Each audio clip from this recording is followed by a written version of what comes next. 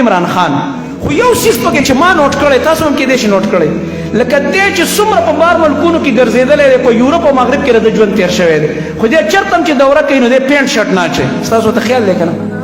به دغه پرتوګ کمیس یې اچولی خپل واسکټ یې اچولی اگر چې هغه لباس باندې شرعي باس کېدای شي چې پنسۍ ښکته دي یا ساغت جدا خبره ده خو بعضې خلک دومره ذهني غلامان دي هغه پکې ټول عمر تېر کړی دی متاثره نه دی او ته لګې دلته ناستې ته متاثره کېږي او هغه بار بار په مختلفو تقریرونو کې مو چې هلکه دا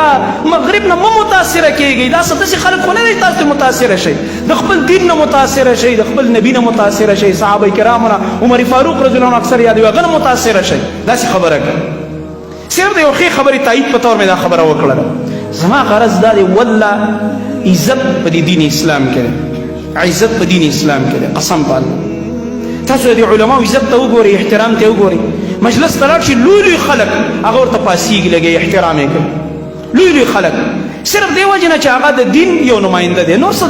چاله نه څه ورکوي او نه چا سره څه دغه یې رشته خو د دې دین د وجې نه په سنت طریقو باندې چې کوم انسان ځان جوړ کړي دا دروند ښکاري دا عزتمن ښکاري